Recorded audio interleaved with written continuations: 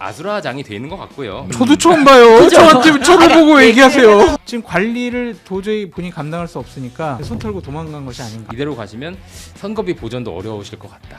사상 최대 이해 충돌로 유명하신 분이에요. 그렇죠. 친박 중에 친박이거든요. 예. 친박이 친박에서 판가리 했다. 그러니까 이게 국민 눈높이에 맞는 공천이냐고요. 저희 당에서는요. 장동혁 대표가 네. 천년만년 국민의힘 당대표 됐으면 좋겠습니다. 한없이 가벼운 시사 토크쇼 장르만 여의도 4월 1일 수요일 순서 시작하겠습니다. 반갑습니다. 조영진이고요. 4월이 시작됐습니다. 3월 주식시장 많이 힘들었죠. 4월은 조금 괜찮아 보입니다. 일단 오늘만 해도 뭐 아침 시작이 한 5% 가까이 이렇게 올랐는데 지금 상황 제가 못 봤습니다만 하여튼 꽤 많이 좀 올라가는 것 같고요. 투자하신 분들도 걱정이 조금 사라지지 않을까 싶습니다. 물론 여전히 변수들은 많이 남아있긴 합니다만 또 트럼프가 내일 오전 9시인가 또 중대 발표를 한다고 하니까 그 발표에서 어떤 내용들 나오는지는 한번 같이 보시면 그래도 좀 긍정적인 이야기들이 나오지 않을까 희망을 걸어봅니다. 자, 오늘도 정치권 뉴스들 많은데요. 함께해 주실 분들 얼른 소개해드리고 바로 시작하겠습니다. 김지호 더불어민주당 전 대변인님 나오셨습니다. 반갑습니다. 네, 어서 오십시오. 부활했습니다. 돌아온 김지호. 요즘 죽다 살았습니다. 기세가 좀 등등하십니다. 네. 아직까지는 언더독이라. 아직까지는. 예. 네. 그래도 아직 그 죽다 살아난 것만 해도 어딥니까? 그죠? 그럼요. 사실은 네. 당선된 것보다 네. 재심이 인용돼가지고 네. 다시 경선을 놀랐죠. 한 사례가 더 희귀합니다. 그렇군요. 예. 사실- 근데 네. 김지호 후보님 옛날에 김병호 의원님 의원실에 있지 않았어요? 있었죠. 그럼 이제 자기 영감이랑 붙는 거예요? 영감이 경쟁을 뭐예요? 하는 것이죠. 네. 선의 경쟁. 하여튼 제가 재심이 되면서 네. 전국에 있는 많은 후보들이 네. 김지호도 재심 인용됐는데 왜 나는 안 해주냐. 그래서 재심의 아이콘이 재심의 됐습니다. 김병욱 의원 또 어쨌든 그 같이 계셨으면 약점도 많이 알고 계시겠군요. 아하. 뭐 친화력이 좋은 후보님이시죠. 선의의 경쟁합니다. 네. 네. 자, 그리고 장성철 소장님 어서 오시고요. 안녕하십니까, 장성철입니다. 네, 반갑습니다. 끝이에요? 재심? 예? 아니 뭐 재심 같은 거 할 거 없잖아요. 저는 이제 김지호 우리 후보님을 네. 저희 장성철의 뉴스 명당에서 예. 인터뷰 딱 해드려가지고 예. 재심에 많은 도움을 드렸다. 큰 동력을 얻으셨군요. 맞습니다. 맞잖아요. 네. 반론권 보장 차원에서. 네. 우리 장성철 소장님이 YTN이죠? YTN입니다. 네. 오후 아침 7시. 아침 7시. 아침 7시. 일부러 그런 거죠, 아직. 뉴스 명당. 명당. 알겠습니다. 자, 그리고 아침 7시면 치열하네요. 그죠? 아유, 저희 영세상이네요. 치열하지도 않아요, 그냥. 절친 박성태 앵커 네. 계시고 거기도 계시고. 또 절친 김태현. 김태현 네. 계시고. 또 그래서 한 10명씩만 꽂아라. 아침 7시에는 또 강자 한 명 있고요. 거긴 뭐 비교도 안 돼요. 언급도 안 합니다. 네. 자, 하여튼 그 치열한 전장터에서 잘 살아남으시기 바라겠습니다. 감사합니다. 그리고 오늘 저희 장르만 여의도는 또 처음 함께해 주신 분인 것 같습니다. 댓글에 벌써부터 팬분들이 몰려와 있는 이석현 평론가님 어서 오십시오. 예, 안녕하십니까. 외로운 철새 평론가 이석현입니다. 외로운 철새 평론가는 뭐예요? 제가 이당저당 많이 옮겨 다녔기 때문에 어느 편을 마냥 들지 않는 그래요? 희소한 장르만 여의도와 같은 네네. 그런 평론가다. 누구누구 편들었는지 좀 설명을 해주세요. 삶의 궤적을. 제 부끄러운 궤적인데요. 네. 부끄럽지는 않습니다, 사실. 시작은 심상정 의원실 시작을 했고요. 그다음에 이재명 도지사 시절에 경기도청 네. 메시지 담당을 정의당, 했었어요. 민주당. 그렇죠. 그다음에 이제 문재인 정부의 청와대 행정관을 네. 한 1년 했습니다. 그다음에 이제 뜻한 바가 있어. 예. 국민의힘 허은하 의원실로 갔고요. 대혁신당. 그때 뵌 것 같은데? 그쵸, 그때 뵀을 네. 거예요. 그리고 나서 이준석 대표의 부실장 해서 동탄 선거를 좀 했었고 그렇게 한 바퀴 돈 다음에 이제는 내 얘기를 하자. 누구 편 들어주는 게 힘이 든다. 그래요? 그럼 두 분도 경기도에서 같이 일하셨어요? 제가 픽업해서 경기도에 진짜? 왔습니다. 그렇습니다. 굉장히 가까운 사이입니다. 사실. 그래요? 좀 될 것 같은 데는 다 가셨군요. 아닙니다. 그게 오해인 게요. 아니 그 말이 맞는 게 21년, 22년도에 대선을 치르는데 네. 벼랑간 문재인 청와대로 날아갔습니다. 한참 선거하다가. 될 거가 아니잖아요. 그건. 항상 저는 네. 이제 철새라고 하면 보통 따뜻한 곳으로 가는데 저는 이제 추운 데로들 갔습니다. 사실 네. 당시에 허은하 의원은 추운 데였습니다. 음. 당내 비주류여서. 네. 당대표였잖아요. 아니 그 전에. 그래서 전에. 국민의힘 그래도 때. 큰 틀에서 보면은 당 대표급 아니면 대통령만 따라다니셨네요. 그렇죠. 근데 당시 제가 경기도청을 갔을 때도 여기 제가 해명을 하고 있죠. 근데 경기도청을 갔을 때도 당시 이재명 도지사가 굉장히 이제 주홍 글씨처럼 네, 핍박을 네. 받던 때였다고 저는 생각합니다. 근데 보면 주식 투자들 꼭 저렇게 하시는 분들이 계세요. 네, 뭐 대장주 될 것 같은데 끝도 기다리진 못해. 대장주 될 때까지. 네. 주식은 뼈 아픈 얘기하지 말씀이. 않습니다. 알겠습니다. 자기소개 너무 많은 시간을 불편합니다. 드렸습니다. 그러니까 아, 네. 자, 신혜영 기자 함께 하겠습니다. 네, 신혜원입니다. 네, 반갑습니다. 안녕하십니까. 자, 뉴스 얼른 좀 가볼까요? 네, 먼저 전쟁 추경 소식부터 전하겠습니다. 네. 이 중동발 경제 쇼크가 뭐 에너지 수급부터 해서 민생 경제까지 영향을 미치고 있잖아요. 이재명 대통령이 추경의 속도전을 하고 있죠. 어제 국무회의에서 26조 2천억 원 규모의 전쟁 추경 의결했습니다. 네. 통상 뭐 추경 뭐 이렇게 뭐 만들고 뭐 하고 하는데 한 달 넘게 걸리는데 지금 역대 최단기가 19일 만에 마무리가 됐고 네. 오는 10일 본회의까지 통과까지 빠르게 집행을 한다는 계획입니다. 네, 할 거면 일찍 하는 게 낫죠, 뭐. 네. 그래서 이제 뭐 고유가 부담 완화에 한 10조, 민생 안정에 뭐 각각 2조 이렇게 들어가는데 우리 피부에 제일 와닿는 거는 그 고유가 피해 지원금인 것 네. 같아요. 한 4조 8천억 원 정도가 투입이 되는데 그러니까 소득 하위 70%, 그러니까 국민 10명 중에 7명이 받는 거예요. 국민 한 명당 10만 원부터 일단 기본 10만 원 받는데 네. 지역이랑 그다음에 뭐 연령대 뭐 여러 소득 기준에 따라서 최대 50만 원을 더 받아요. 그러니까 최대 60만 원까지 받을 수가 있게 되는 거죠. 아, 그 인구 감소 지역이라든지 이런 데는 좀 더 많은 지원금을 받고 또 맞습니다. 수도권 좀 적고 그다음에 소득이 좀 적으신 분들이 좀 더 많이 받고 네. 기초수급자의 경우 이제 가장 많이 받는 요런 이제 그렇죠. 좀 다른 예, 차등적인 지급을 차등적인 한다. 지급이 이루어지는데 네. 대략 뭐 소득 하위 70%라고 하니까 나 들어가나 하시는 분들이 네. 좀 기준점을 삼으셔야 될 거는 건강보험료. 4인 가구 기준 대략 월 소득이 한 974만 원 이하면 받으실 수 있다. 아, 그래요? 예. 상당히 많이 받으실 것 같은데. 김지호 대표님 받으시죠? 못 받을 것 같은데. 1,000만 원 넘어요? 방송 엄청 많이 하시니까. 아, 그래요? 맞벌이 하고 이러니까요. 아, 맞벌이 하시니까. 아, 그래요? 와, 김지호 대표님 못 받는다고 하면 참 누가 받나 싶기도 하고. 저는 명백히 받을 것 같습니다. 아, 받으시고. 아유, 축하드립니다. 네. 저도 소장님- 받을 것 같습니다. 아, 우리 신 네. 기자님 받으시고. 네. 저는 뭐 양보하겠습니다. 네. 세금 열심히 내세요. 네. 네. 자, 또 그리고 이런 상황이고 네. 이재명 대통령이 추경뿐만 아니라 어제 무슨 얘기를 했냐면 필요하다면 긴급 재정 명령을 활용할 수도 있다. 이런 얘기를 했습니다. 그러니까 긴급 재정 명령이란 게 뭐냐면 네. 약간 재정에 있어서 예산에 있어서의 일종의 뭐 정말 계엄 같은 거예요. 그 발동 요건도 비슷합니다. 내후외환, 천재지변, 뭐 중대한 그런 재정 경제상의 위기가 있을 때 대통령이 뭐 어떤 국회의 뭐 법 입법이나 이런 거를 거치지 않고서라도 명령을 통해서 재정권을 활용할 수 있다라는 권한인데 워낙 지금 시급하고 네. 그 부처에서 자꾸 우리 이거 하고 싶은데 법 만들려면 오래 걸리고 하니까 뭐 거기서 뭉개지 말고 다 국무회의로 들고 와. 내가 정말 필요하면 이걸 활용해서라도 해줄게. 라는 메시지를 이제 부처에 전달을 하는 거예요. 국회 거치지 않고도 해주겠다. 네, 물론 네. 이제 뭐 발동을 하더라도 나중에 이제 국회에게 사후 승인을 받는 식의 제도는 있습니다만 네. 일단 그렇게라도 내가 빠르게 하겠다라는 취지로 얘기를 했습니다. 네. 요 긴급재정명령은 야당에서는 좀 비판하는 것 같더라고요. 비판해야죠. 예. 국회 입법권을 뭐 근본적으로 침해하는 거잖아요. 예. 입법 심사권도 침해하는 것이고 그냥 대통령 마음대로 하는 것이 아니냐. 네. 그렇게 볼 수가 있잖아요. 아, 지금까지 극히 예외적으로 2번 정도밖에 실행이 안 된 사안인데 네. 이걸 그냥 막 하겠다?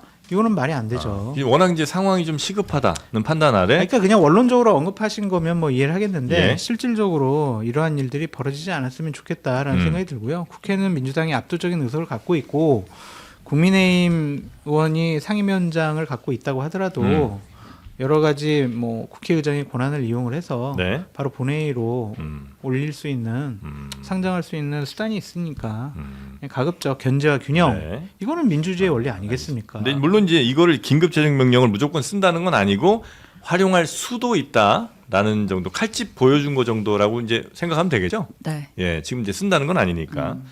알겠습니다. 자, 그리고 환율이 어제 1,530원을 뚫으면서 상당히 많은 분들이 걱정하셨는데 네. 이 부분에 대해서 한국은행 총재 예정자가 얘기를 했군요. 네, 상당히 여유로운 듯한 여유요? 모습이었어요. 네. 잠깐 들어볼까요? 자본 유출이라든가 그런 거를 많이 이제 우려를 하시는데 비록 환율은 높지만은 지금 보면은 이 달러 유동성은 상당히 양호합니다. 예전처럼 이렇게 이제 환율하고 또 금융 불안정하고 이렇게 직결시키는 거는 지금은 그럴 필요가 없는 것 같습니다. 네.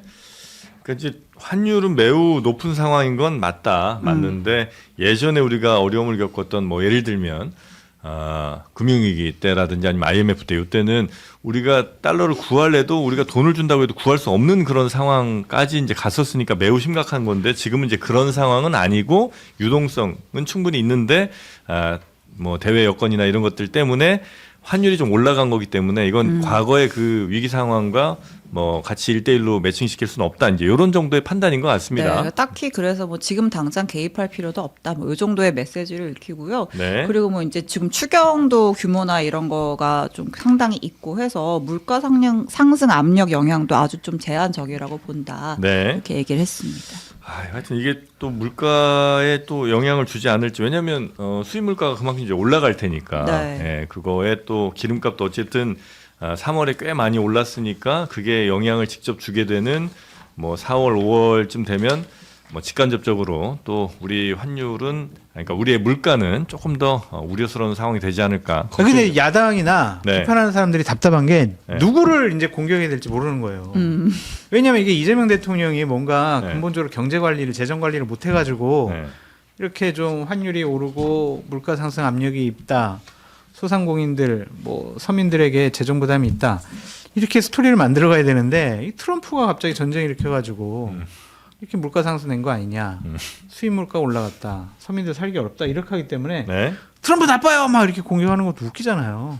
그래서 야당으로서는 네. 이러한 경제적인 어려움을 선거에 유리하게 이용해야 되는데 그럴 만한 것도 아닌 것 같아요. 네. 그래서 참 곤란하다 여러 가지로. 야당이 지금 뭐 환율이라든지 경제적인 상황에 관심이나 있나 모르겠어요. 오늘도 보면은 그냥 법관들을 규탄하고 다니니까 법관들이 왜 남의 공천에 다 개입하느냐, 법관 기피할지 말지 고민이다 이런 얘기를 하기 때문에 네. 사실은 뭐 제대로 된 견제는 못 하고 있는 게 아닌가. 저도 그렇게 보입니다. 네. 사실 이게 환율 가지고 정쟁할 건 아닌 것 같아요. 예, 사실 예. 이게 정기재 선생님도 정기재 전 주필께서도 사실 그런 얘기 환율 갖고 정권 욕하는 날 우리나라밖에 없다고. 사실 이게 되게 외부적인 변수가 많이 작동을 할 수밖에 없고 네. 물론 이제 정치 공세 차원에서는 야당에서 그렇게 얘기할 수는 있다고 생각합니다만 이걸로 이렇게 길게 공세할 말씀하신 대로 관심도 없어 보이기도 하지만 본질적으로 좀 정쟁의 요소가 좀 적은 네. 수치인 것 같습니다. 네. 그리고 이제 우리나라의 경제 규모라는 게 과거랑 또 많이 달라졌잖아요. 그래서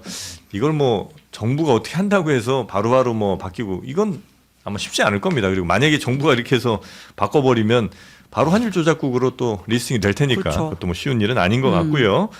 자, 그러면 또 정치 네, 쪽으로 한번 더 본격적인 가보겠습니다. 정치권 소식으로 가보겠습니다. 네. 좌충우돌 하던 국민의힘 이정현 공관위가 해체됐습니다. 튀튀 했습니다. 사퇴 어게인 네, 그렇죠. 사퇴어게인. 두 번째 사퇴. 이정현 공관위원장이 어제 원래 화요일마다 국민의힘 공관위 회의하거든요. 네. 아침에 회의하고 나와가지고 이제 기자들 만나서 더 이상 유승민 경기지사 후보 설득은 포기했습니다. 이렇게 브리핑을 하더니 갑자기 기자회견 한다고 공지를 때린 거예요. 네. 그러더니 돌연 사퇴를 발표했습니다. 네. 들어볼게요. 일부 미신청 지역과 경기도지사 공천만 남겨둔 상황에서 당초 맡았던 소임을 사실상 마쳤다고 판단했습니다. 근데 아니 뭘 일부 지역 빼고는 다 했다. 아니 어디 한 거예요? 모르겠어요. 그러니까 이제 단수 공천된 지역들이 몇 개 있긴 네. 하죠. 뭐 강원도, 뭐 충북, 대전. 충남, 대전 뭐 몇 군데 있는데 네. 지금 뭐 부산도 경선해야죠, 서울도 경선해야죠. 대구도 지금 이 난리인데. 그렇죠. 충북도 어제 이제 컷오프 취소됐죠. 대구도 지금 주호영 후보 한 거 취소될지 아무것도 정리된 게 없어요. 단체장만 그렇지 구의원, 시의원도 다 정리가 안 됐단 말이에요. 이제 본인의 소명을 다 했다라고 얘기를 했고요. 많은 반발과 갈등이 있었고 삭발도 있고 항의도 있었다. 근데 그건 우리가 그만큼 혁신적인 공천을 했다는 의미다. 기존의 틀을 깼다는 의미다. 아 그래요. 나의 공천이 정치 변화를 향한 출발점이 되기를 바란다. 라고 하면서 본인뿐만 아니라 공관위원 전체 일괄 사퇴했습니다. 요 부분은 우리 이석희 평론가님이 한번 먼저 평가를 좀 해주실까요? 그러니까 이게 평론가들이 너무 힘들어요. 이 이정현 공천과 국힘 네. 상황을 계속 보는데 뭔가를 얘기를 해야 되는데 사실 그냥 아수라장이 돼 있는 것 같고요. 네. 지금 이게 가처분을 다 소위 털리고 계신데 뭐가 잘 됐다고 지금 그만하시는지 모르겠고 네. 사실 이 광주 전남 통합시장 지금 나간이 많이 얘기를 하시는데 네. 본인 선거에는 이 공관위 여정이 도움이 됐을까? 저는 오히려 마이너스만 한가득 안고 내려가시는 것 같거든요. 네. 사실 이분은 선거 굉장히 잘하기로 유명하신 분인데 그냥 거기서 하셨으면 이거보다는 더 낫지 않았을까. 지금 이대로 가시면 선거비 보전도 어려우실 것 같다. 다음 공관위에서 이분한테 이정현 전 공관위원장한테 공천은 주실래나? 할 사람이 없으니까요. 지금. 광주는 나갈 사람이 그쵸. 없으니까. 누구라도. 네, 알아서 하시라 뭐 이렇게 할 수도 저는 있겠고. 근데 진짜 이런 경우는 처음 봤어요. 공천이 아사리가 나도 공관위원장이 끝까지 도장을 찍고 나서 사퇴하는 경우는 봤어도 그 도중에 이런 경우는 처음 보는 것 같아요. 왜 이런 저도 처음 봐요. 저한테 저를 보고 얘기하세요. 해달라고요. 네. 뭘 얘기를 해요? 똑같이 황당하죠. 네. 도망간 거 아닌가 그런 생각이 들어요. 아니 왜 도망가요? 감당할 수 없으니까. 아. 이제 각종 여론조사를 보면은 국민의힘이 상당히 수치가 더 나빠졌다. 네. 지방선거점에서 어려워졌다. 아니, 좋아질 줄 때문이다. 알았나 그렇게 하면? 조질 줄 알았죠. 판을 흔들어가지고 이기는 혁신공천을 한다라고 본인 계속 자기 최면을 했잖아요. 네. 그런데 그런 수치가 안 나오고 계속 논란 생기고 뭐 여러 가지 가처분 신청이 상당히 본인에게 불리하게 작용할 것 같으니까 저는 도망간 것이 아닌가. 되게 비겁한 행위다라고 말씀을 드립니다. 네. 도망일 수도 있고 장동혁 대표가 자른 걸 수도 있잖아요. 잘라요. 그 가능성은 없나요? 그러니까 내 탓이 아니라 이정현 공관위원장이 네. 공천 개판 쳐가지고 네. 그랬다. 네. 근데 이정현 공관위원장 사퇴하고 나서 장동혁 대표가 페북에 네. 올린 거 보면은 네. 아유 그동안 고생하시고 잘하셨다. 네. 국민의 눈높이에 맞는 공천했다. 그렇게 또 칭찬했단 말이에요. 네. 그러면은 저는 자른 건 도망갔다고 아닌 것 생각이 같다. 들어요. 아. 근데 이제 너무 다음 공관위원장이 빨리 이게 등장한 것 그러니까. 같아서 박덕흠. 네, 오늘 바로 임명했잖아요. 네. 준비된 거 박덕흠 아닌가? 의원. 네. 사실 엄청 찾을 지금 상황도 아니고요. 깜짝 조가 불가능하고요. 네. 있는 분 빨리 지금 잡아와야 되는 상황입니다. 근데 공천 관리 위원장이잖아요. 네. 그러니까 지금부터 일을 해야 된다고 공관위가 그렇죠. 경선 관리 이거 공관위가 해야 되는 거란 말이에요. 소임을 마친 게 아니라 소임을 시작도 시작도 안 했어. 지금 생각을 해보세요. 네. 공관위원장이 할 일이 현역 단체장 불출마하세요. 현역 단체장 현직 사퇴하고 예비후보 등록하세요. 이거는 공관위원장이 할 일이 아니에요. 자 후보로 등록을 하세요. 저 여론조사 하겠습니다. 경제력 없는 분 몇 분 컷오프. 나머지 분들 우리 경선할게요. TV 토론할게요. 이런 거 관리하라고 공관위원장 내세웠는데 지금 관리를 도저히 본인이 감당할 수 없으니까 그냥 손 털고 도망간 것이 아닌가. 아니 뭐 그런 거 아니에요? 맨 처음에 공관위원장 올 때부터 네. 부여받은 임무라는 것 자체가 소임을 다 했다고 하잖아요. 그러니까 맨 처음에 받을 때 뭐 오세훈, 뭐 주호영, 박형준, 뭐 괴롭혀? 이런 분들만 좀 잘라주시면 됩니다. 뭐 이런 얘기는 이제 받았는데 근데 뭐 다 못 잘랐잖아요. 아무도 못 잘랐잖아요. 그러니까 도망간 거. 그러니까 도망가. 36개 줄. 모르겠습니다. 행랑. 혹시 우리 김시호 일단은 네. 박덕흠 신임 공관위원장이 사상 최대 이해 충돌로 유명하신 분이에요. 야, 그렇죠. 건설 관련해서 굉장히 유명하신 분인데 아. 뭐가 이분이 공정하고 새롭습니까? 거기다가 박덕흠 위원장은 네. 친박 중에 친박이거든요. 네. 그러니까 친박이 친박에서 판가리 했다 네. 이렇게 봐야 되고 아무래도 이정현 공관위원장이 제가 사실 정당 활동하면서 매실 공천, 삭발 공천, 단식 공천 이런 거 다 봤는데 이번에 다 이루어졌죠. 가처분 공천은 저도 듣도 보도 못한 얘기예요. 사실은 지방선거에 있어서 네. 뭐 인물이 중요하다고 하지만 후보들이 너무 많기 때문에 당의 공신력이 굉장히 중요한데 당 지도부가 아니라 공관위에서 공천을 하는 것은 네. 최대한 이 공천에 대한 공신력을 국민들에게 보여주기 위함이거든요. 근데 공관위원장으로서 공신력 자체를 다 무너뜨린 거 아니겠습니까? 그래서 사실 두세 달 전보다 서울이라든지 부산이라든지 대구라든지 국민의힘 지지율이 급락하고 있거든요. 이거는 저희로서도 참 경험해보지 못한 일입니다. 왜냐하면 항상 콘크리트 지지층이 보수에 있었어요. 네. 근데 정당이라는 어떤 공식력까지 무너지는 행태를 보였기 때문에 이정현 공관위원장이 더 이상 버티기는 좀 힘들었을 그래서? 것이다. 그래서 판가리 했다. 저는 그렇게 봅니다. 네. 본인도 약간 좀 사지에서 살아 돌아오신 분 아니겠습니까? 감정이입이 그게- 좀 많이 될 것 같은데.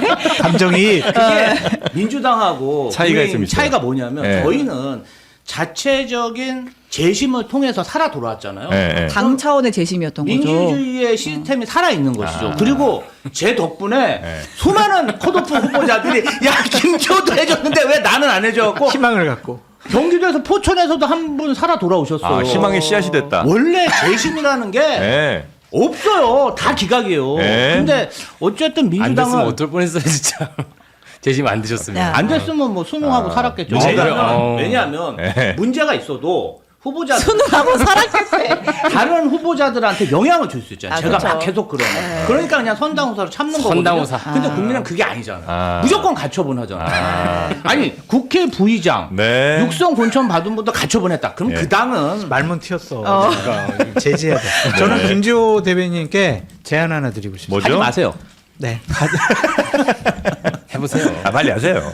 저기 모셨던 분이 대통령 되셨잖아요. 예. 그러니까 이번에 그 길을 따라서 전국 조직을 이번에 만들 수 있는 절호의 기회다.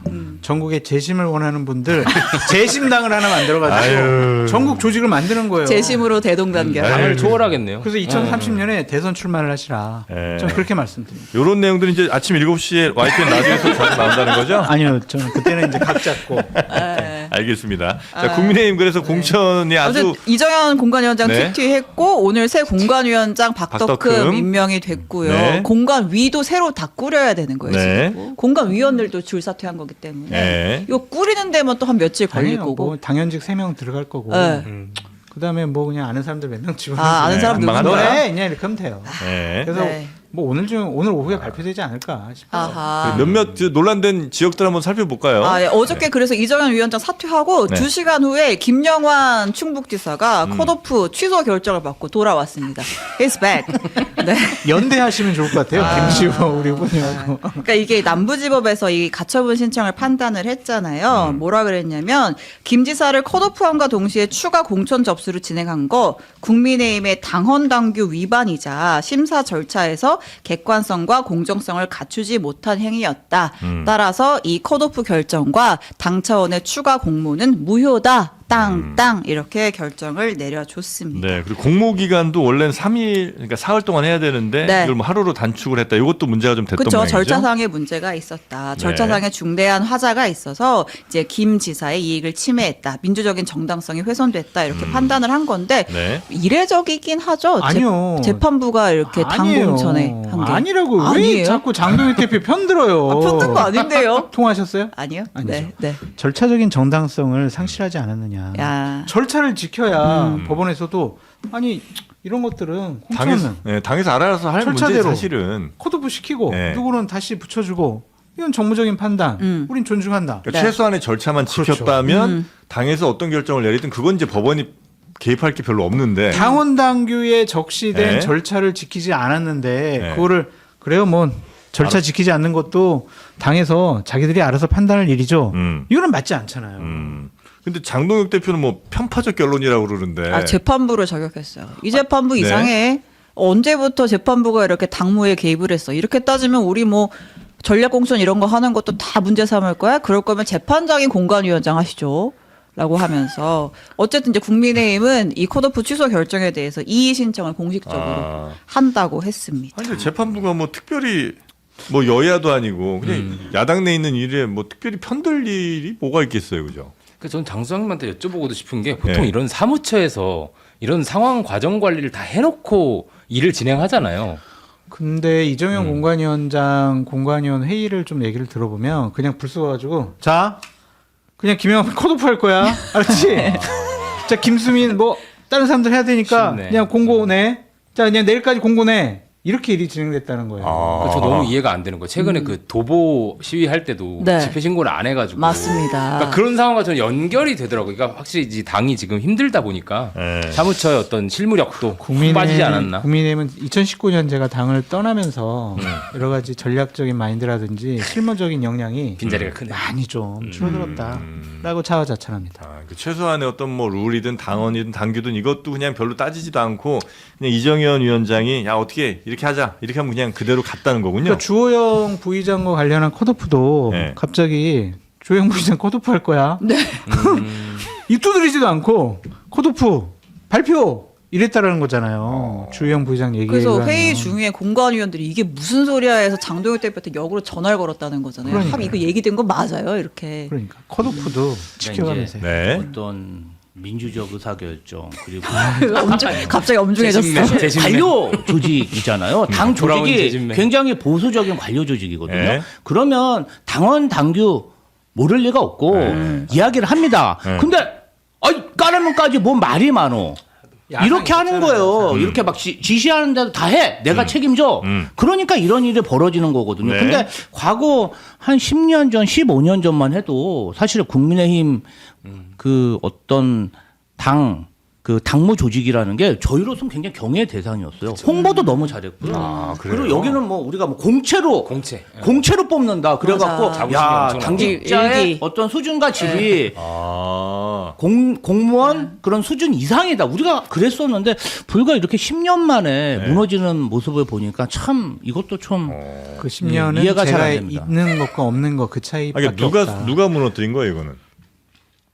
장성수님 아니, 장동 근데- 소리 나가면서 그러니까. 그러니까. 네, 그러니까 그건 기본이고 2016년 박근혜 맞아. 공천 그때부터 좀 당이 완전히 무너진 것 같아요. 그래요. 당의 시스템에 따라서 공천한 게 아니라 외부 권력자들의 입김, 결정, 자신들의 미략 이런 것으로 공천이 결정돼 가지고 야 이한구 공관이 저기 줄 쓰면 공천 받을 수 있네 이런 분위기가 이제 그때부터 네. 생겼어요.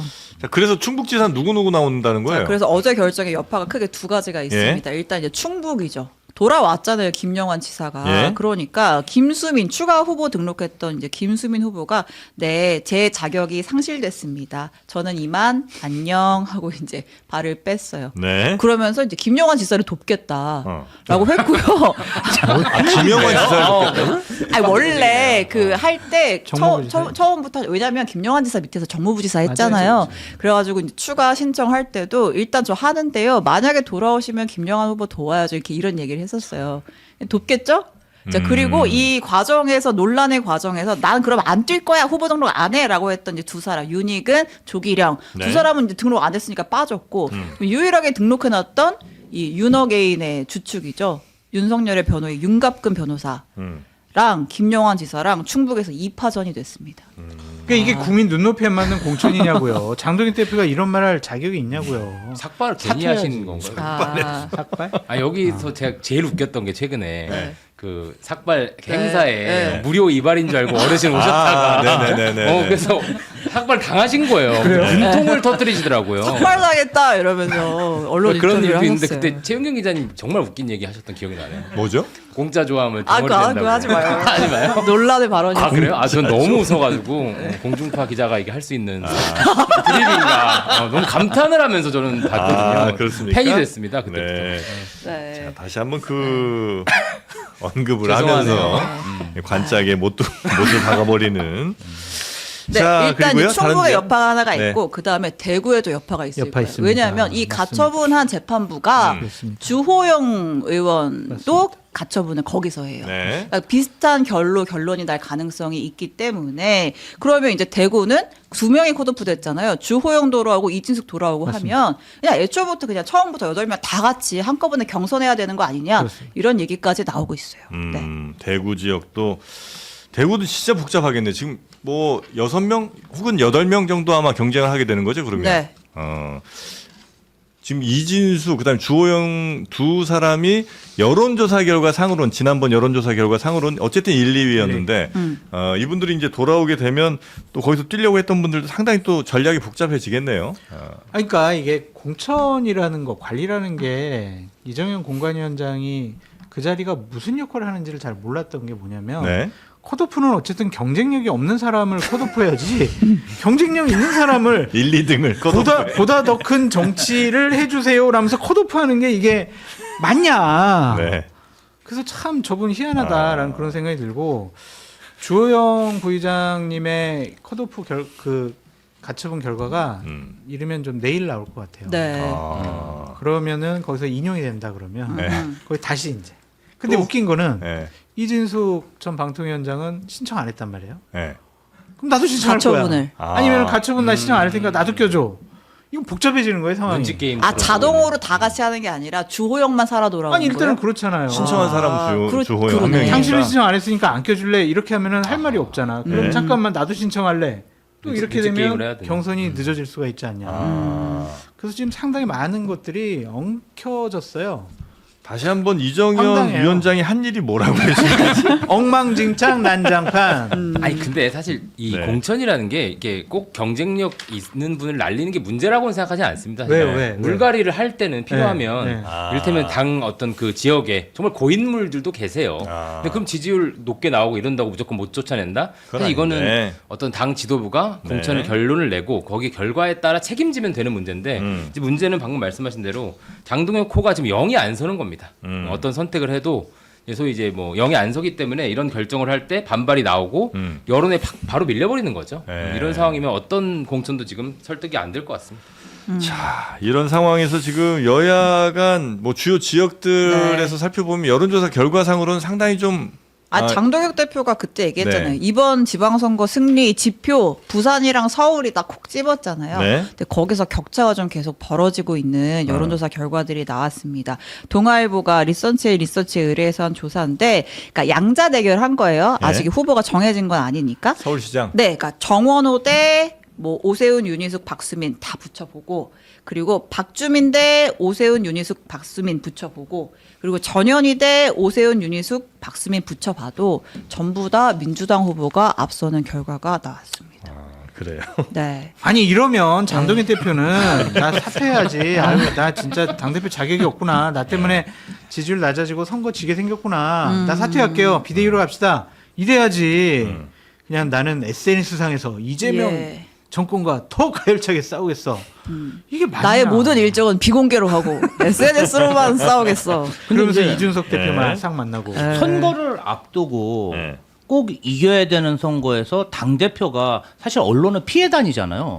그리고 뭐 발언도 굉장히 제한적이고 뭐 정말 무슨 생각으로 당 대표 맡으셨는지 좀 이해가 잘 안 갑니다. 전략적인 선택이라는 그냥 적 모호성. 저희 당에서는요. 장동혁 대표가 네. 천년만년 국민의힘 당 대표 됐으면 좋겠습니다. 영입해 가세요. 영입하면 안 되죠. 네, 당정 한번 자세히 보시라니까. 영구 집권 좀 네. 해주시면 좋겠어요. 이제 중앙선관위에 당적 확인해봐야 돼. 부산도 전할게요. 부산도 지금 민주당에서 전재수 후보가 나올 때 박형준, 주진우 나왔을 때, 그다음에 민주당에서 이재성 후보 나올 때 박형준, 주진우 나왔을 때, 요거는 좀 다른데 일단 전재수 후보가 나오면 박형준, 주진우 누가 돼도 차이가 많이 전재수 나네. 후보가 되는 걸로 이렇게 결론이 여론조사 결과가 네. 나왔습니다. 근데 국민의힘에 좀 지도부나 지도부의 성향을 가진 의원들과 얘기를 해봤더니 이 중간 이게 우리 표다. 없음 모름. 아니 팀. 부산 다시 이렇게 띄워주세요. 예. 이렇게 대통령에 대한 긍정 평가율이 높고 민주당의 선거 승리 가능성이 높은 전망이 많은데 중간이 이 뭐냐? 상황에서도 민주당이나 민주당 후보를 지지하지 않는 사람들은 결국엔 우리를 선택할 수밖에 없다. 예를 들면 전재수, 박형준 이렇게 해봤는데 없음 모름이 29, 박형준 27. 50으로 이거 너무 이기네. 넘잖아요. 이기다. 와. 그렇게 해석하시네. 시간은 우리 편이다. 투표율 100% 나오고 오, 그런 거예요. 아, 그래요. 이거 서울도 마찬가지잖아요. 서울도 정원호 오세훈 보면 29, 28 하면은 이기네. 이긴다. 와. 어떻게도 이기네. 이겨. 질 수가 없는 선거예요, 지금. 가운데만 갖고 오면 다 이기네. 다 이겨. 회색은 다 빨간색이다.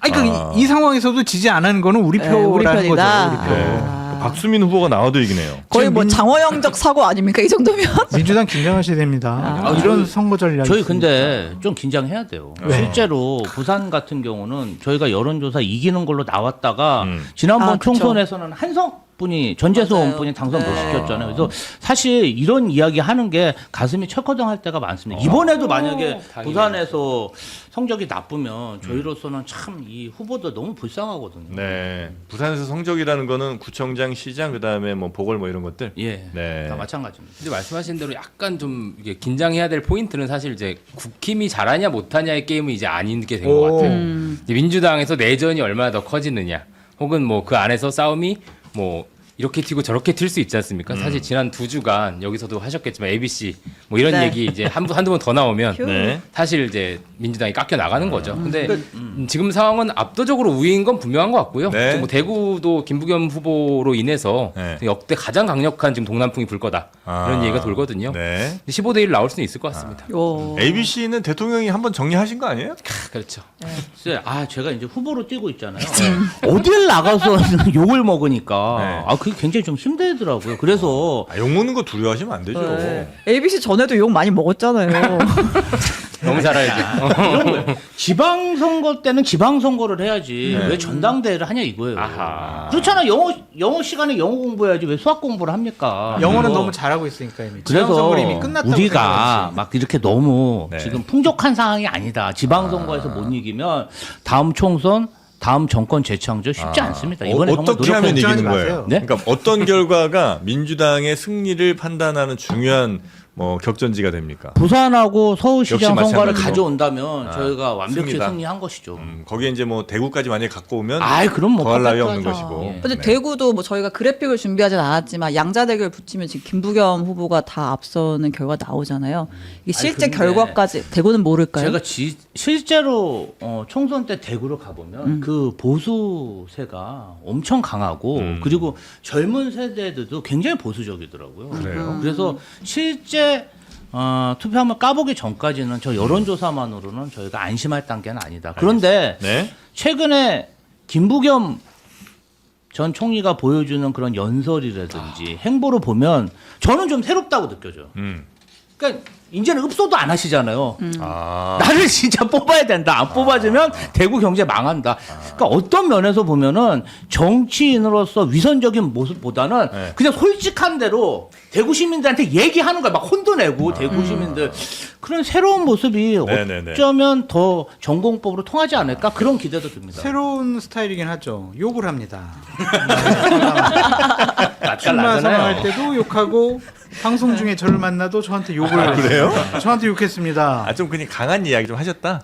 뭐 욕이야. 아니, 욕했어요 저한테 진짜. 그래요? 그래가지고 제가 우리 뉴스명당에 나와서 네. 해명을 하시라. 라고 말씀을 드렸어요. 섭외로 그러셨어요? 연결. 네. 섭외로. 욕 먹을 만 하다는 얘기가 또 많이 있네요. 네. 그거는 기본입니다. 네. 서울시장 얘기 조금 더 해볼까요? 네. 어제 이제 토론회들이 있었죠. 후보가 이제 그 국민의힘 같은 경우는 TV조선 주최로 첫 토론회가 있었는데 역시나 이제 1등 후보에 대한 공격이 거셌습니다. 그러니까 한강버스 한강물에 세금 버리는 겁니다. 이렇게 뭐 직관적인 그런 비난도 나왔고 네. 이제 그만 욕심 내세요. 뭐 이런 얘기도 있었고 전시행정 그만하십시오. 이런 비판들도 있었던 가운데 오세훈 시장이 이제 그 얘기했어요. 저 이번에 서울시장 안 되더라도 당권 도전 안 합니다. 제 마지막 소명이 이 서울시장입니다. 뭐 이런 식의 얘기를 그래요? 하더라고요. 그러니까 이제 뭐 후보 등록 한 해 만에 하면서 결국은 나중에는 당권을 접수하러 올 거다 이런 얘기들이 있었는데 그런 해석을 좀 차단하려고 한 멘트가 있었던 것 같고요. 그 다음에 무슨 얘기 있었냐? 이번에 장동혁 후보가 수도권에서 유세 도와주면 오히려 도움 안 된다 이런 얘기 배현진 위원장이 했잖아요. 네. 예수님이 와도 안 된다. 장동혁 오지 마라고 했는데 그래도 이 세 후보는 만약에 장동혁, 한동훈 중에 유세를 부탁한다면 누구한테 할래? 셋 다 장동혁을 택했습니다. 너무 질문이 질문이 좀 악의적인 거 아니에요? 아니 이건 친한계 의원한테 여쭤봐도 네. 당 밖에 있는 분은 네. 선택은 못 할 거 아니에요. 한동훈, 장동혁 중에는 장동혁이다. 네, 라고 했고, 그리고 만약에 이준석 대표 혹은 한동훈 전 대표랑 이번 선거하면서 연대할 수 있느냐라는 질문도 있었는데, 네. 오세훈, 윤희숙은 O라고 했어요. 그러니까 민주당 제외하면 다 힘을 합쳐야죠. 이런 취지였고, 네. 뭐 한동훈 대표가 대신 사과하는 게 필요하다가 윤희숙 후보의 입장이었고요. 박수민 의원 같은 경우는 그건 안 된다. 제명을 했는데 그 후에 다시 연대한다는 거는 그건 좀 다른 문제다. 오히려 당내 갈등이 커질 수 있다. 이런 답변을 했습니다. 네.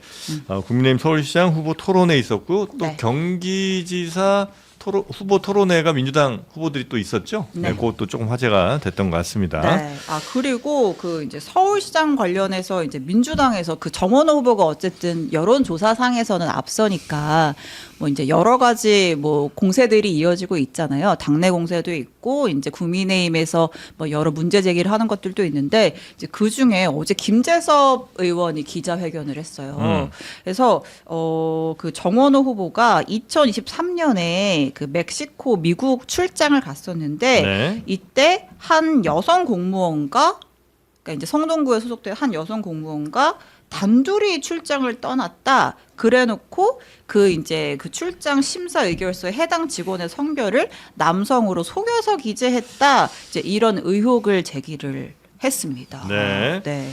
요건 이제 또 뭐 반박도 많이 나오긴 합니다만. 그렇습니다. 그러니까 성동구에서 2명이 출장을 간 거는 이제 팩트인 거고. 네. 그죠? 그리고 네. 이제 네. 한 분이 당연히 이제 구청장이 있었고 그다음에 또 한 사람이 이제 여성이었던 것도 이제 팩트인 거죠. 근데 그렇습니다. 다만 이제 그거를 제출하는 과정에서 이걸 이제 남자로 표기를 했다가 그거 이제 실수라고 이제 얘기를 하고 있는 거고 또 하나가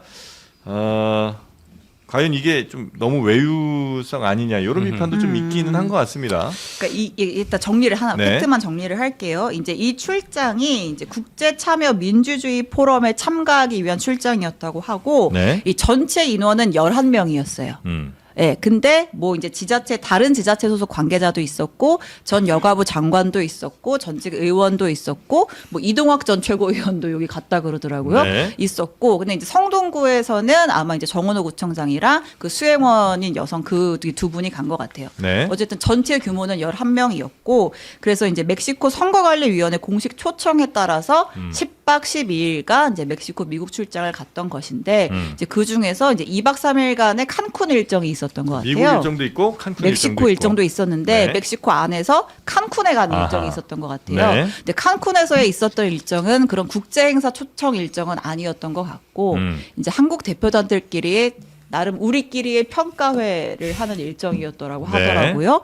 그래서 어쨌든 이제 일정은 그렇고 그리고 이제 성동구에서 같이 수행으로 갔던 그 공무원은 여성인데 그 이제 문서에는 남성으로 이제 기록이 되어 있으니까 이거 가짜로 쓴 거 아니냐라는 속이려고 했던 거 의혹을 아니냐. 김재섭 의원이 제기했고 이제 정원호 후보 캠프 측에서는 그렇지 않다. 단순한 실무적인 착오였고 오기였을 뿐이다라고 설명을 했습니다. 네. 여러 가지 뭐 의혹이 있을 수 있고 네. 착오성 해명이 있었던 것 같긴 해요. 근데 이게 과연 판을 흔들 만한 결정적인 영향력이 있는 걸까? 여기서 더 나와야 돼, 더. 예를 들면 그 여성이 간 게 문제라면 이 여성분과 정원호 구청장이 다른 출장도 같이 갔다라든지 몇 번 같이 갔다, 둘이 갔다라든지 네. 이런 것들이 나와야 이러한 의혹 제기가 좀 타격감이 있을 것 같은데 아니 청년 정책하는 사람이 왜 민주주의 포럼에 왜 갔어? 적절하지 않은 것 같아요. 근데 나는 이 사람이 적임자라고 생각해서 데리고 갔어. 그걸 가지고 뭐라고 뭐라고 반박을 하기 좀 없고 어렵다. 어려울 것 같고 예산을 많이 썼는데 칸쿤은 왜 경유지인데 2박 3일 있었어? 뭐 잘못한 것 같아요. 그거는 경유지는 보통 그냥 하루나 1박 2일로 가면 되는데 네. 그게 또 뭐 그렇게 크게 또 잘못한 것인가? 칸쿤이 이제 대체적으로 이제 아주 유명한 저는 휴양지다 칸쿤을 보니까 가봤습니다. 칸쿤 가봤습니다. 아주 훌륭한 정말. 큰 자랑이십니다. 가봤어요?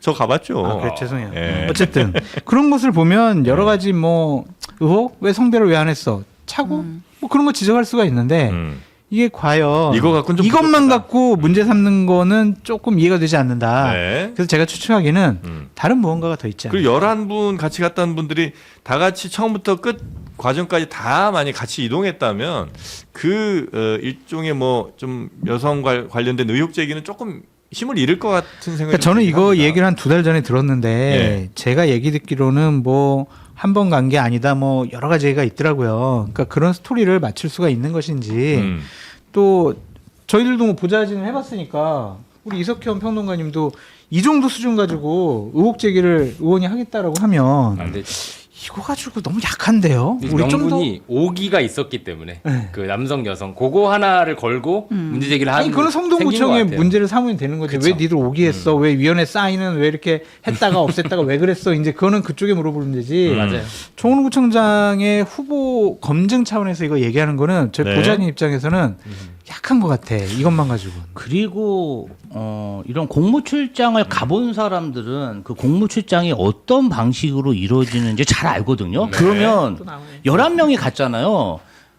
그리고 그중에 시간제 계약직 다급 여성 직원이 가신 건데 네. 이분도 똑같이 출장 간 건데 이 10명이 맞아요. 방 호수부터 음. 뭐 식사 주문까지 이 사람한테 다 얘기합니다. 맞아요. 아, 정확하시. 그렇기 때문에 아마 이분이 실무적으로 서포트를 굉장히 많이 하고 여행이 아니라 아마 중노동을 하고 오셨을 아하. 거예요. 거의 심부름꾼 역할을. 아니 진짜 너무 힘들어합니다. 그래서 칸쿤의 휴양제 쉬라고 한 겁니까? 그래서 휴양지는 그때 더 휴양지 가면 힘들어요. 더 힘들어. 더 더 힘들어요. 힘들어. 막 밤에 막 나간다 그러고 이러고 막 물어보고 뭐 통역해 달라 그러고 그렇기 때문에 다 이런 공무여행 가는 걸 기피합니다. 그런데 지금 이걸 가지고 어떤 의혹을 제기한다는 것 자체가 저는 좀 이해가 안 되고 네. 더 많은 얘기를 하셔야죠. 그게 아니라면 사실 이거는 전형적인 어떤 흠집 잡기 마타도 흑색 선전 그걸로 보이는데요. 네. 이게 제가 철새다 보니까 본의 아니게 김재섭 의원과도 알고요. 예. 이 여성과도 친합니다. 아하. 그래서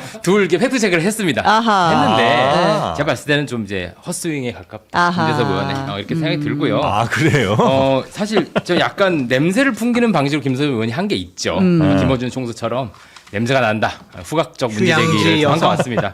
근데 사실 네. 당사자 입장에서는 상당히 억울할 수밖에 없고 네. 제가 뭐 이제 그분의 신상도 있으니까 사진이 막 다 공개가 되고 그랬더라고요. 네. 근데 신상이 있으니까 구체적으로 말 못하지만 대충 전해 들은 얘기를 이렇게 해드리는 것으로 하면 가가지고 정말 말씀하신 딱 그대로입니다. 중노동이에요. 마트 가가지고 쌀 사가지고 예, 컵라면 밥해 먹고 그래요. 싶다고 하니까. 현실은 그래서 두 분이서 뭔가 이제 미래를 한다는 건 말이 안 되고 어떤 바보가 이제 공문서에 박아놓고 미래를 갑니까? 저는 말이 안 된다고 생각해요. 그러니까 이게 외유성이라고 비판할 수 있다고 생각합니다. 네. 아, 네. 저는 예. 뭐 그것도 뭐 쉬는 시간에 할 수 있는데 어쨌든 좀 약간 무리한 문제 제기였고 근데 이게 아마 왜 이게 이분이 주목이 됐냐면 상당히 그 일잘러고 주요 역할을 하는 분이긴 할 거예요. 이 선거에서. 그래서 아마 타겟으로 삼고 있을 가능성이 높습니다. 그래서 승진도 빨리 한 건가요? 그러니까 그 정무직이기 때문에 그거는 뭐 이제 다른 일이 아니라 일자리여서인 거고 네. 특히 이제 신상이 다 이제 공개가 되면 할 테니까 이분이 어찌 됐든 주요 정당들에서 공천에 물망이 오를 정도로 상당히 유명한 사람입니다. 청년 정치인으로서도. 그래서 이분한테 이런 잣대를 들이대는 건 매우 과도하고 개인적으로 아는 입장에서는 좀 네. 말이 안 돼요. 차라리 그냥 외유성 출장에 포커스를 맞춰서 많이 비판을 했으면 어쨌든 김재섭 의원의 그 주장이 아주 뭐 크리티컬하진 않더라도 비판의 명분은 있을 것 같은데. 이제 선거가 시작됐으니까. 네. 예, 알겠습니다. 또 뭐가 있지 않을까요? 아 근데 여러분 이것만 가지고. 너무 칸쿤 간거 아무렇지 않게 생각하시는데 전 정원호 구청장의 의혹과는 다 떠나서 우리 세금으로 진짜 칸쿤 이런 데 좀 안 갔으면 좋겠어요. 저는 제 돈 내고 갔습니다. 아 저도 제 돈 내고 갔는데 왜 그 일하러 가가지고 꼭 중간에 칸쿤 껴야 돼요? 근데 아마 제가 뭐 그분을 네. 방어할 아 저도 것은 이제 아닌데 정 후보의 의혹과는 별개로 같이 간 분들이 많기 때문에 좀 중간에 쉬는 아니, 시간도 그래도 배치하고 안 해야 돼요. 될 거 안 돼, 아니겠습니까? 그래도. 그분 입장에서. 안 돼 그래도. 아 그럼 다 끝나고 자기 돈으로 비행기 타고 그럼. 칸쿤 가던지. 이건 잘못된 거죠. 그런 지적은 저희가 새겨 들어야죠. 여유가 너무 많으십니다. 나만 쓰레기가 근데 됐네요. 인정할 건 인정해야죠. 진짜 근데 이렇게 가는 분들이 그러니까 뭐 다 똑같다는 얘기는 아니지만 정말 많긴 많더라. 맞아요. 예, 뭐 지자체 시의원들, 뭐 구의원들, 무슨 저 지자체장들, 공무원들 진짜 무슨 많이 가시더라. 국가기관 포럼 이런 네. 것도 네. 많고요.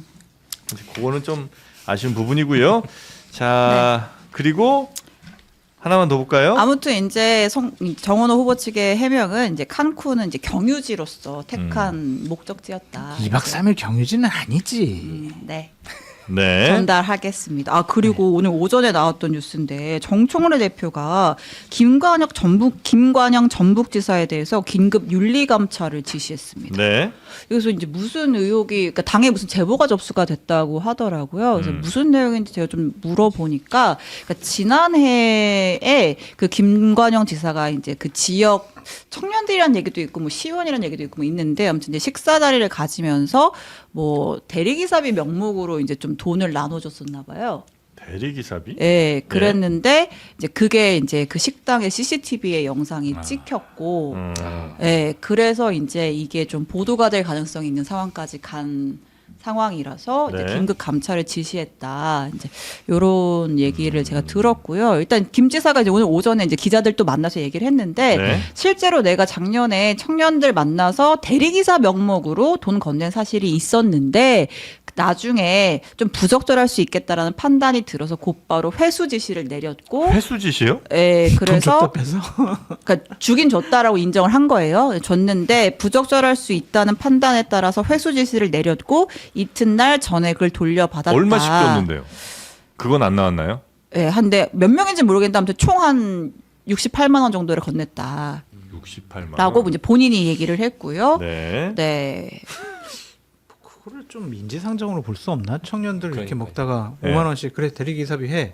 만약 봉투로 만들어 가지고 한 50만 원, 500만 원 딱 넣었으면 아, 그건 이건 딱 걸리죠, 이거는. 근데 그것까지도 또 문제 삼고 또 그거를 또 회수한다고 하고 그것도 참 이해가 되질 않습니다. 네. 이제 액수는 이제 김관영 지사의 주장인 거고 네. 실제로 뭐 어떻게 됐는지 또 따져봐야 되는데 당 차원에서는 이게 우리가 이제 이런 디테일 없이 딱 보면 돈 봉투 살포 이렇게 되는 거잖아요. 이제 그러다 보니까 아마 좀 자세히 알아봐라라고 해서 정청래 대표가 네, 감찰 지시를 한 것 같아요. 네. 이게 이제 대리비 살포냐 아니면 또 다른 진짜 큰 돈이 뿌려진 프레임 건지는 나왔네. 대리비용 살포. 근데 한번 저는 네. 정치권 있으면서 대리비를 받아본 적도 없고 아하. 우리 이재명 대통령도 이러한 행위를 한 적을 본 적도 없어요. 아하. 그래요? 그 처음 보는 행위. 알았다고. 그래서 이거는 당에서 윤리 감찰을 제대로 해야 된다. 왜냐면 이게 만약에 관행처럼 굳어지면 이거 되겠습니까? 아, 그렇죠. 안 되죠. 네. 그리고 이런 김관용 지사께서 사실 선거를 많이 해보신 분일 거라서 이런 실수를 안 하셨을 것 같긴 하거든요. 근데 이렇게 삐져 나왔다는 건 좀 문제적일 수도 있을 것 같습니다. 자, 그리고 우리 신영 기자, 원래 이제 오늘 뉴스 중에 그 정치검찰 조작기소 의혹 사건 네. 그 국정조사 있잖아요. 네, 그 추가 증인 채택된 거, 김성태, 이호영, 김만배 증인 채택된 네. 거랑 그 다음에 이제 그 특위에서 공개하고 있는 박상현 검사의 녹취 파일 5분짜리 분량이 공개가 추가 됐거든요. 공개됐죠. 요 내용은 저희가 잠시 후에 그 이제 특위에서 이 안 주도하고 있는 전용기 의원을 모십니다. 네. 직접 좀 자세히 들어보도록 네, 하겠습니다. 아마 모든 내용을 다 들었을 걸로 추정되는 전용기 그렇죠, 의원에게 그렇죠. 좀 더 자세히 물어보도록 하겠습니다. 네. 자, 그리고 신혜영 기자가 오늘 뉴스 가운데 가장 중요하다고 생각한 세 개를 가장 또 중요하지도 않고요. 뽑아왔죠? 오늘은 사건 사고 사회부성 뉴스 몇 가지를 네. 가져와 봤습니다. 요새 그 보복 범죄가 기승이래요. 어떻게 하는 게 보복범죄? 그래가지고 뭐 돈 빌리고 막 협박하는 사람들 신고하고 했더니 너 감히 나를 신고해라고 하면서 이제 보복 범죄를 하는 거예요. 근데 이거를 아예 그 텔레그램 방에 보복 범죄 의뢰하세요. 얼마 주시면 저희가 대신 해드립니다. 남의 집 당신이 원하는 집 앞에 똥 뿌려드려요. 그래가지고 맞아, 봤어요. 기사. 예, 돈 받고 의뢰를 받아가지고 본인이 직접 보복을 하게 되면 당연히 뭐 문제가 생길 수가 있잖아요. 문제가 생기죠. 뭐 누군지도 명확하게 드러날 테고. 그런데 텔레그램 등을 통해서 만약에 간접적으로 내가 한 뭐 50만 원, 100만 원 줄 테니까 이거 좀 해주세요 하면 마치 심부름 센터처럼 누군지 모르게 가서 해준다는 거 아니에요? 청부 보복 범죄가 기승을 부리고 있다고 하고요. 그래서 실제로 지금 요새 막 경찰에 검거되는 사람들이 있어요. 이거 막 똥 뿌리고 락커칠하다가. 똥은 점심시간에. 근데 이제 이 사람들도 알고 봤더니 너 어디서 이런 거를 하는 거야? 했더니 사실은 저도요 텔레그램에서 알바라고 해가지고 이거 뛴 거예요. 무슨 내용인지는 몰랐고요. 이 집 앞에 가서 이거 뿌리고 오면은 돈 준대.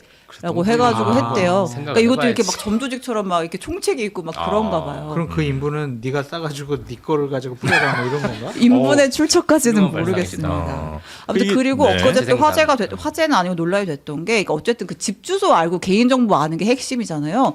그래서 이 얘네 일당이 배민 외주 업체에 일부러 위장 취업을 시킨 거예요. 그래서 조직이네, 조직. 거기서 막 그런 뭐 집 주소 같은 개인 정보를 빼내 가지고 이 범죄에 악용을 하는 이제 그런 일까지 적발이 됐습니다. 그러니까 요즘에 뭐 보이스피싱도 그렇고 무슨 마약 뭐 이런 등등 여러 범죄들에서 범죄의 약간 외주화 같은 일들이 굉장히 예, 많이 일어나고 맞아요. 그다음에 그 단계별로 단절이 또 막 일어나더라고요. 그러니까. 도저히 윗선을 못 잡게. 그러니까 텔레그램 등으로 누가 나한테 지시한지도 모르고 누가 나한테 돈 준지도 모르고 그냥 이제 범죄는 또 따로 저지르고.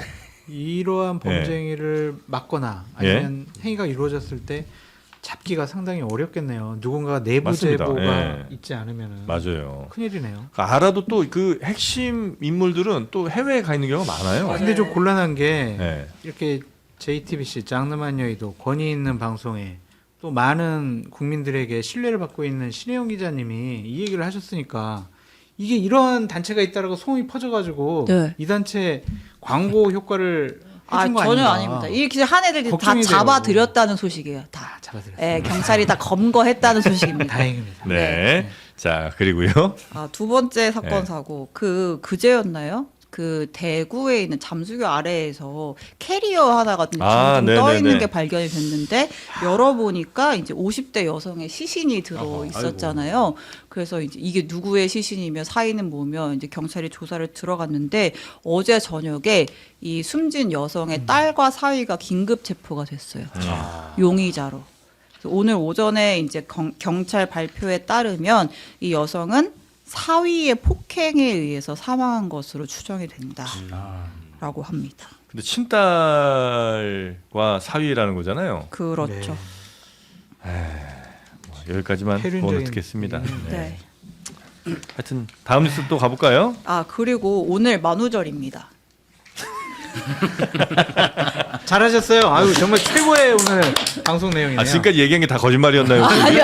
그랬으면 좋겠네. 전부 다 사실이었고, 네. 근데, 토스 광고 아닙니다. 네. 근데 그 토스의 대표가 이 만우절마다 굉장히 좀 정말 거짓말 같은 공약들을 많이 세우는 걸로 좀 유명하거든요. 네. 저분이인데, 초면입니다. 네, 아무튼. 근데 올해 무슨 공약을 내세웠냐면요. 사랑하는 토스 팀원 여러분, 주거비 때문에 관심이 많으시죠? 여러분, 제가 거주 중인 집을 팔고, 그를 통해 만들어진 차익으로 토스 팀원 100명의 월세 이자 전액을 평생 지원하고자 합니다. 라는 글을 올렸어요. 근데 이제 이분이 뭘로 유명하냐면 저렇게 거짓말 같은 공약을 만우절에 올려놓고 실제로 실천하는 걸로 유명해요. 네, 그래서 뭐 직접 자기가 집까지 팔지는 않지만 아무튼 오늘 밤 9시까지 무작위 추첨해서 한 100명을 추첨을 한대요. 그래서 이제 그 사람들한테 매달 월세 대출이자 를 지원해주는 이런 이벤트를 진행을 한다고 하고 네. 작년인가요? 그때도 뭐 사비 털어서 내가 테슬라 차량 20대 뿌리겠다 했었는데 실제로 또 추첨해서 또 테슬라 차량 뿌렸어요. 그래요? 네. 대단하네. 그래서 좋은 공약이네요. 토스 직원들 부럽다라는 성남에서 얘기였습니다. 그런 공약 한번. 알겠습니다. 좀 그런 짜투리 뉴스 오늘 네. 신혜영 기자 준비해 주셨고요. 특히나 오늘 이 스튜디오에 있는 분들 이 세 분에게 매우 필요한 하나를 좀 드리고 싶은데 뭡니까?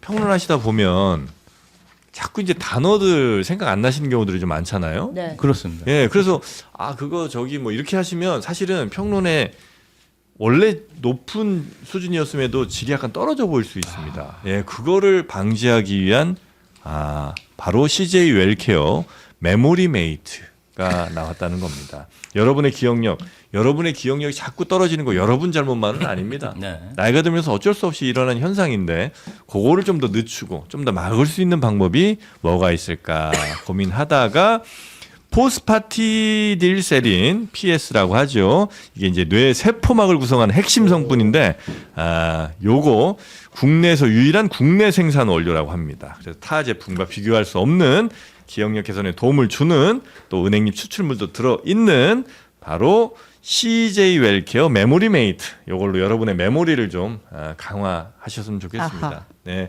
사람 이름 잘 주시는 생각 안 날 때. 네? 주시는 거예요? 요거요? 네. 드려야죠. 네. 감사합니다. 드려야죠. 요건 아니야. 한 봉지만 제가 드리겠습니다. 맛보시고 기억력이 주문해라. 네, 주문하셔야죠. 네. 자, 요렇게 이제 들어 있거든요. 진짜 한 봉지 주네. 예쁘게 들어있네. 예, 이렇게 이렇게 예쁘게 한 들어 있습니다. 예, 그만 징징대시고요. 네. 프로는 징징대지 않습니다. 저는 진진됩니다. 네. 자, 이거 장르만 여의도 구독자를 위한 특별한 혜택 메모리 메이트 새알 들었어요. 새알. 3+3 이벤트 하고 있습니다. 그래서 요 세 박스 사시면 세 박스를 더 드리고요. 그리고 알티즈 오메가 3 트리플 1개월분 증정, 또 식물성 멜라토닌 함유 멜라메이트도 1개월분 증정하는 다양한 혜택들을 꼭 놓치지 마시고 영상 아래 더보기 링크로 접속하셔서 받아가시기 바라겠습니다. 저도 꼭 먹어야겠습니다. 네, 저는 기억이 자꾸 단어가 가물가물하죠. 그러니까 생각은 나는데 자꾸 단어를 이상하게 이- 말해요. 예, 술을 끊으세요. 술을 끊을 수 없다면 메모리 메모리 메이트. 메이트와 함께하겠습니다. 네. 자, 우리 함께해주신 세 분 오늘 대단히 감사하고요. 이후로 뭐 별 문제 없으신 거죠 이제? 네, 쭉? 열심히 운동하고 있습니다. 아, 운동하고 계시고. 오늘도 3,000장? 1,200장. 1,200장. 네, 성남 이거 시민. 기억이 안 나는데 이거 먹으면 기억이 날 수 있을 것 아하. 같아요. 다음 시간부터. 네, 시민분들 많이 만나시고요. 네.